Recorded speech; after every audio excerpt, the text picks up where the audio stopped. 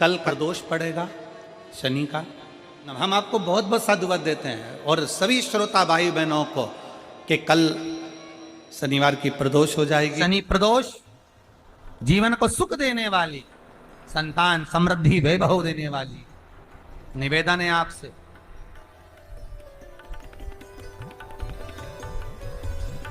सूर्य अस्त का समय हो, प्रदोष का समय, प्रदोष काल, शाम के समय पर कटोरी में सरसों का तेल ले लीजिए।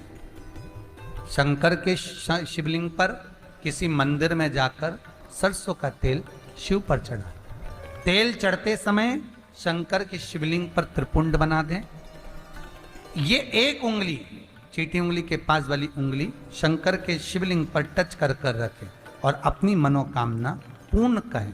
बाबा विश्वनाथ पूरा करता है। भगवान शंकर के द्वार पर स्वयं शनि महाराज आज मिलने के लिए, और जितने ग्रह नष्ट देने वाले हैं, कारक ग्रह हों, बेकार वृत्ति वाले हों, वो सब आज शनि सबके दोष मिटा देता है। शंकर भगवान के मंदिर में आज शनि प्रदोष के दिन, मंदिर में नहीं तो घर में अगर शंकर का शिवलिंग है तो एक दिया अवश्य लगाओ। शनि महाराज जीवन का सुख प्रदान करेंगे, आनंद। प्रदोष के दिन, प्रदोष काल में लगाया गया दीप, प्रज्वलित करा गया दीप 5 स्थान पर फल देता है। प्रदोष के दिन, प्रदोष काल में लगाया गया दीपक 5 स्थान पर फल देता है। पहला स्थान, अगर हमको या हमारे परिवार में किसी को काल सर्प दोष है तो हमारा प्रदोष का लगाया गया दीपक कहीं पूजन मत कराओ, वो दीप जलाने से ही काल सर्प दोष समाप्त होता चले जाता है। दूसरा स्थान, पितृदोष। अगर किसी ने कह दिया कि तेरे घर में पितृदोष है, तेरे घर में, कई लोग बता देते हैं कि तुम्हारे घर में, कई माताएं पूछती हैं मेरे घर में बेटा नहीं, मेरे घर में 3 बेटी हो गई, 4 बेटी हो गई, 5 बेटी हो गई, बेटा नहीं है, बेटा नहीं, तो किसी ने कह दिया पितृदोष है। अब तुम शंकर जी की पूजन कर रहे हो, शंकर जी पे जल चढ़ा रहे हो, शिव की स्तुति कर रहे हो, तो किसी किसी की यहाँ 3 बेटियों के बाद, 4 बेटियों के बाद, एक माता ने तो लिखा है कि उसके यहाँ 2008 में उसके घर में लड़की ने जन्म लिया था, या 2008 में उसके घर में बच्चे ने जन्म लिया था, लड़की। उसके बाद फिर लड़की ने जन्म लिया और उसके बाद उसके घर में कोई पुत्र का योग नहीं बना। तब उसने प्रदोष के समय पर शाम को दिया लगाना प्रारंभ करा और 2008 में बच्ची जन्मी थी और अब 2024 में उसके घर में लड़के ने जन्म लिया। कि प्रदोष काल का लगाया गया दीपक, प्रदोष काल, प्रदोष के दिन, प्रदोष काल का जो दीपदान होता है वो सरल नहीं होता, वो सहज नहीं होता। 5 स्थान की पूर्ति करता है। पहला स्थान किस चीज के लिए? काल सर्पदोष के लिए। दूसरा पितृदोष।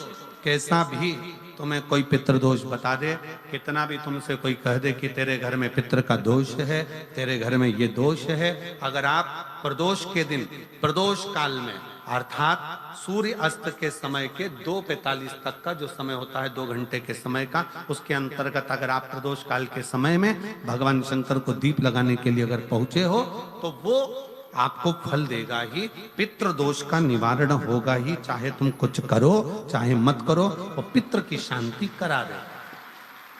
दूसरे नंबर पर है पितृदोष। तीसरे नंबर पर है वास्तु दोष। हमारे घर का, अब एक बहुत सावधानी से श्रवण करने वाला विषय है, वंश की वृद्धि नहीं है। 30 वर्ष शादी के हो गए, 40 वर्ष शादी के हो गए और औलाद है ही नहीं। डॉक्टर ने भी हाथ ऊंचे कर दिए, टेस्ट पे भी करवाया, IVF करवाया, सब कुछ तुमने करवा लिया, तो भी औलाद नहीं है। तब आखिरी में एक काम चालू करो, प्रदोष का दिन दोनों पति पत्नी व्रत चालू कर दो प्रदोष का, और प्रदोष काल में शाम के समय जाकर एक ही दिए में 2 लंबी बाती जानते हो ना, रुई की लंबी कपास की बाती 2, और दोनों बाती एक ही दिए में रखकर पति पत्नी दोनों उसको प्रज्वलित करना प्रारंभ करें। बाबा संतान देकर ही रहेगा, औलाद आएगी ही। दीप की जो बाती में अंतर आ जाता है, एक गोल बाती में और लंबी बाती में अंतर आता है, बहुत अंतर आता है। पितरों के लिए गोल बाती का प्रयोग बहुत कम होता है महाराज। देवी जी के लिए, माता रानी के लिए, जगत जननी के लिए गोल बाती का प्रयोग बहुत कम होता है महाराज, ध्यान रखिएगा। एक पित्र के लिए, एक जगत जननी जगदम्बा दुर्गा भवानी के लिए गोल बाती का प्रयोग कम होता है, लंबी बाती का प्रयोग ज्यादा होता है।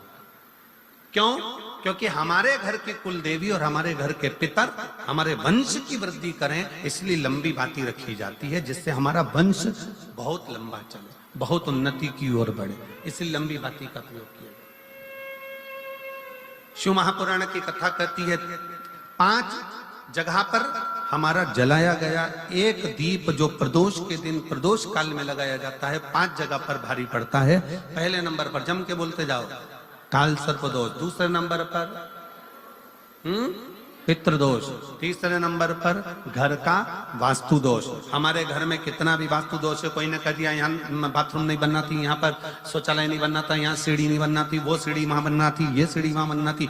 तुम पूरा घर तोड़वा के देख लो, उसके बाद में जैसा वास्तु वाले हैं वैसा करा कर देख लो, उसके बाद भी तुमको शांति नहीं मिले तो समझ लेना कि तुम्हारे घर में अब वास्तु दोष तो तुमने दिखाकर समाप्त कर लिया, फिर भी वो समाप्त नहीं हो रहा, तो प्रदोष काल का लगाया गया प्रदोष के समय का दिया आखिरी में वास्तु दोष को भी समाप्त कर देता है और उसमें भी फल प्रदान करता है।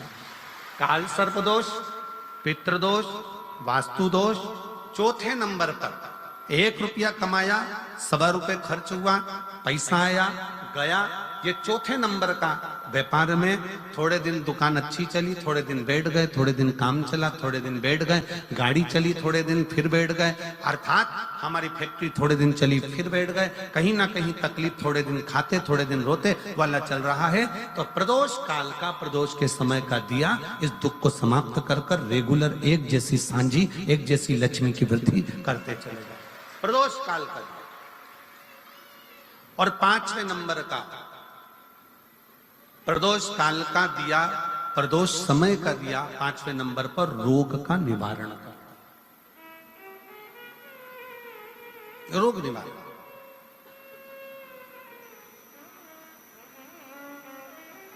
ये 5 स्थान जो बताए गए हैं प्रदोष काल के दिन, प्रदोष के दिन दीप प्रज्वलन के। प्रदोष व्रत का इतना महत्व है महाराज। ये प्रदोष व्रत होता क्या है? प्रदोष व्रत का महत्व क्या है? शिव महापुराण की कथा कहती है शंकर भगवान का प्रदोष का व्रत, अर्थात चंद्रदेव को जो क्षय रोग हो गया, बीमार पड़ गए, शरीर गलकर नीचे गिरने लगा, तब देवर्षि नारद ने भगवान चंद्र को शंकर भगवान के पूजन का विधान बताया। और पूजन करते करते त्रयोदशी तिथि आ गई, जिस त्रयोदशी के दिन चंद्रदेव ने सुबह से शाम तक कुछ नहीं खाया। शाम के समय सूर्य अस्त के पहले चंद्रदेव ने स्नान किया, श्वेत वस्त्र धारण करे, और श्वेत वस्त्र धारण कर कर चंद्रदेव शंकर के शिवलिंग की पूजन करने बैठ गए। शंकर भगवान के शिवलिंग की पूजन जब चंद्रदेव ने करी, हाथ में अक्षत लेकर चंद्रदेव ने शंकर को समर्पित करे, ओम उमापति नमः कहकर जब चंद्रदेव ने शिव को समर्पित करे, भगवान शंकर त्रयोदशी के दिन प्रदोष समय में, प्रदोष काल में प्रकट हो गए और प्रकट होकर बोले, ऐ चंद्र, तुमने आज मेरा अनुरोधन किया है, आज मेरा स्मरण किया है, जाओ आज त्रयोदशी के दिन प्रदोष काल में मैं तुम्हारे शरीर को स्वस्थ करता हूं। तब से ये प्रदोष व्रत प्रारंभ हुआ है महाराज।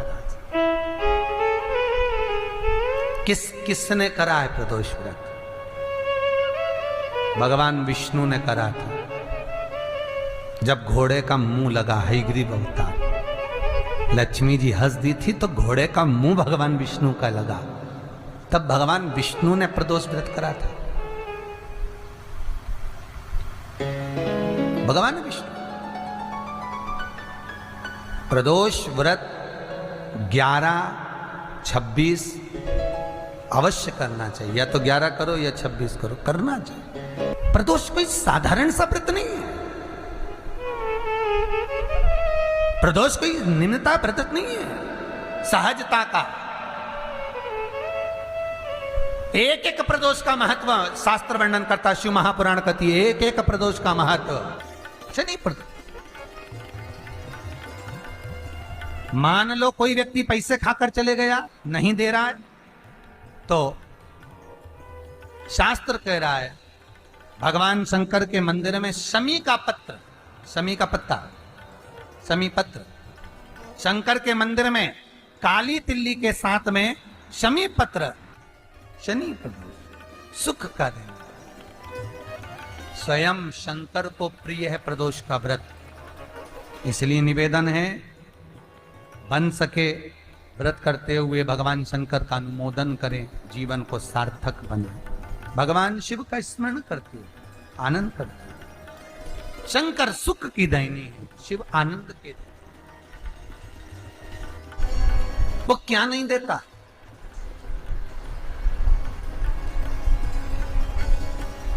क्या नहीं देता?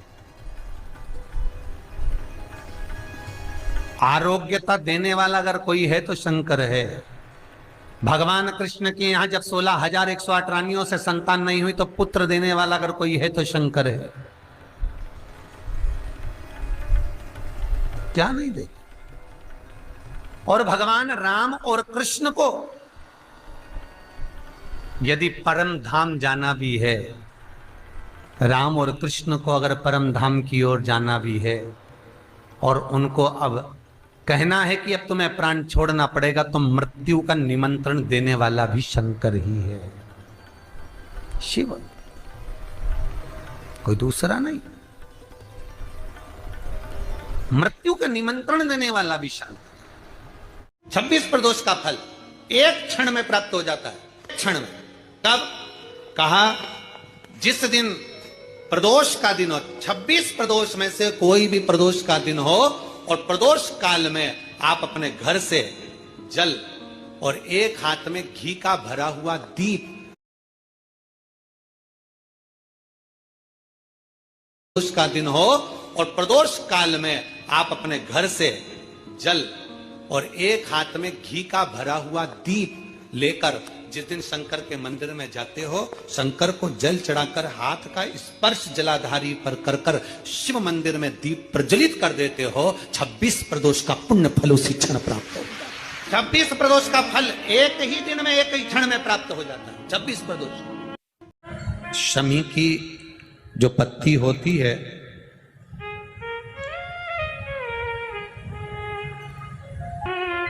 शमी की जो पत्ती होती है, एक पत्ती में जितनी पत्तियां लगी होती हैं और एक पत्ती के अंदर, जरा ध्यान देंगे, जैसे इस पत्ती में ढेर सारी पत्तियां लगी हुई है, पत्ती में से भी एक पत्ती तोड़ोगे और एक पत्ती तोड़ने पर उस पत्ती को भी अगर गिनोगे तो उसमें बहुत सारी पत्तियां होती हैं। आज प्रयास करना, अगर कहीं आपको शमी की पत्ती मिले तो जैसे ये पत्ती, इस पत्ती को तोड़ा गया, इस पत्ती में से एक पत्ती निकाली गई और एक पत्ती निकालकर आप धीरे से रखना, और उसमें भी बारीक बारीक बारीक बारीक बारीक बारीक बहुत सारी पत्तियां नजर आती हैं। शिव महापुराण की कथा कहती है जो सोमवार की अष्टमी हो या प्रदोष का व्रत हो या 12 महीने की शिवरात्रि हो या किसी भी दिन प्रदोष काल के अंतर्गत शंकर भगवान को एक शमी का पत्ता कोई भूलवश भी समर्पित कर देता है, तो जितनी एक पत्ती में पत्तियां होती है और उस पत्ती के अंदर भी एक पत्ती को तोड़ने के बाद जितनी पत्तियां होती है, उतने जन्म मृत्यु लोक में मनुष्य के नहीं होते। 84 लाख योनियों में से वो योनियां कट जाती हैं और देव योनि प्राप्त हो जाए। एक शमी पत्र की इतनी महत्वता है। लड़का लड़की 40 साल के हो गए, 35 साल के हो गए, उनका अगर विवाह नहीं हुआ है, बहुत रिश्ते आए चले गए, संबंध आए चले गए, या जो बेटा बेटी चाहते हैं कि हम अच्छा पढ़कर एक नौकरी सरकारी प्राप्त कर लें, कोई ऐसा अच्छा जॉब हमारी किस्मत में मिल जाए, उन बेटा बेटियों से निवेदन करूंगा, यदि आप चाहते हो तो एक प्रयास जरूर कर लो, एक प्रयास अपनी जिंदगी में जरूर करो। शिवलिंग समझ लेना जरा अच्छे से। शिवलिंग, जलाधारी, गणेश, कार्तिकेय, अशोक सुंदरी, और ये शिवलिंग, और ऊपर भगवान शिव की 5 बेटियां, जया, विषहरा, शामलीवारी, दौतली, देव। 3 प्रदोष या 3 शिवरात्रि। कितनी प्रदोष? 3 या 3 शिवरात्रि। मेरा बेटा बेटियों से निवेदन है, जो अच्छी पढ़ाई कर रहे हैं, मेहनत करो, अच्छा पढ़ो, और मेहनत के साथ में जब कंपटीशन एग्जाम में बैठने का समय आए, 3 स्थान जहां पर आपको, प्रथम अशोक सुंदरी, अशोक सुंदरी की जगह पर जब आप बेलपत्र समर्पित करेंगे तो डंडी का मुख जहां से पानी बहता है उस स्थान पर रखेंगे। दूसरा, शमी का पत्ता, शमी का पत्ता। दूसरा, शमी के पत्र को देवादिदेव महादेव पर जब आप समर्पित करेंगे तो उसका डंडी का मुख भी जहां से जल बहता है उस ओर रखेंगे। और तीसरे नंबर पर है आंख का पुष्प। एक पुष्प होता है आंख का सफेद, और एक पुष्प होता है हल्का सा नीला। करें दर्शन आप लोगों ने? जम के तो बोलो जरा, करें ना? एक सफेद होता है, एक हल्का सा नीला होता है। सफेद आंख का जो पुष्प होता है वो केवल देवादिदेव महादेव का एक स्वरूप होता है, और हल्का सा जिसमें गुलाबीपन, नीलापन होता है वो शिव, पार्वती, गणेश, कार्तिकेय, अशोक सुंदरी, जया, विषहरा, सामरीवारी, दौतली, देव और शिव जी के जितने गण हैं उन सबका प्रतीक होता है। तो तीसरे नंबर का जो आंख का गुलाबी कलर या हल्का नीला सा जो पुष्प होता है, उस 5 पुष्प का गुच्छ मां जगत जननी का जो स्थान है जलाधारी, जहां अगर आप इधर बैठे हो तो उसकी विपरीत दिशा, इधर बैठे हो तो उसकी विपरीत दिशा, इधर बैठे हो तो उसकी विपरीत दिशा, विपरीत दिशा में उस पुष्प को समर्पित करना है। अच्छी पढ़ाई करो, अच्छी मेहनत करो, और मेहनत के साथ में जब कंपटीशन एग्जाम के लिए जा रहे हो, उस जगह पर सीए की पढ़ाई भी कर रहे हो, चाहे किसी भी पढ़ाई में लगे हो, मेहनत के साथ में बाबा देवादिदेव महादेव को 3 प्रदोष या 3 शिवरात्रि आप दिल से बाबा को समर्पित कर कर, बाबा से प्रार्थना कर कर अशोक सुंदरी पर चढ़ाई हुई बेलपत्र को वापिस लेकर आइए। जिस विद्या स्थल पर आप पढ़ाई करते हो, जिस कमरे में आप रहते हो, वहां उस बेलपत्र को 3 प्रदोष की या 3 शिवरात्रि की बेलपत्र रखिए। जिस समय बाबा आपकी नौकरी लगा दे, ये 3 बेलपत्र एक साथ किसी भी प्रदोष पर शिव जी को समर्पित करिए। ये शिव तत्व है। आप मेहनत करें, खूब मेहनत करें, कंपटीशन एग्जाम के लिए जितनी कोचिंग कर सकते करो, मेहनत करना उतना करो, जितना करते हो उससे 4 गुना ज्यादा करो, और उसके साथ में देवादिदेव महादेव से नंदीश्वर शिव महापुराण से एक बात सीख कर जाइएगा।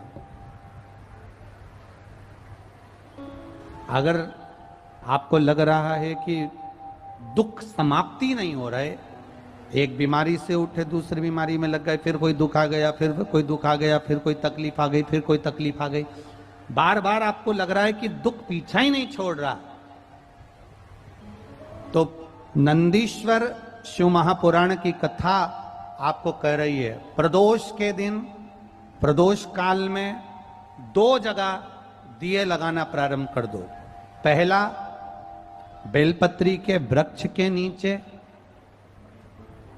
पहला दिया प्रदोष काल में, प्रदोष के दिन बेलपत्री के वृक्ष के नीचे, और दूसरा दिया अपने दरवाजे की चौखट के बाहर, मतलब अपन बाहर खड़े होंगे, अंदर की ओर दिया नहीं, बाहर की ओर। एक दिया बेलपत्र के नीचे देवादिदेव महादेव से प्रार्थना कर कर, हे शिव शंकर, हे गौरी शंकर, हे शिव, आज प्रदोष का दिन, प्रदोष काल में आप भ्रमण के लिए निकलोगे नंदीश्वर के साथ में, ऐसी कृपा करना, आपके लिए मैंने द्वार सजाया है भोलेनाथ, आपकी दृष्टि मेरी चौखट पर भी कर देना, मेरी जिंदगी सवर जाए। इसलिए 2 दीप स्मरण करो। हाँ, अच्छा इशारा कराए हो, सब समझ गए हो।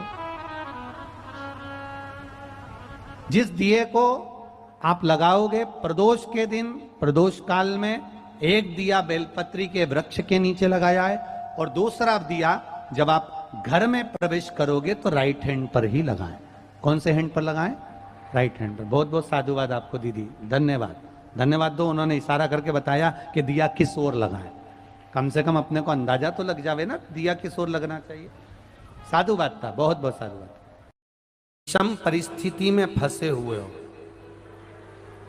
और ऐसा लग रहा है कि हम बहुत बड़ी समस्या में उलझे हुए हैं और इससे निकल नहीं रहे, या बहुत बड़ा काम है हमारा, हो नहीं रहा, चाहे प्रशासनिक हो चाहे अन्य कोई चीज का हो, कुछ मत करना। एकांत के शिव मंदिर में जाइए। अगर एकांत का शिव मंदिर भी नहीं मिले तो एकांत में कहीं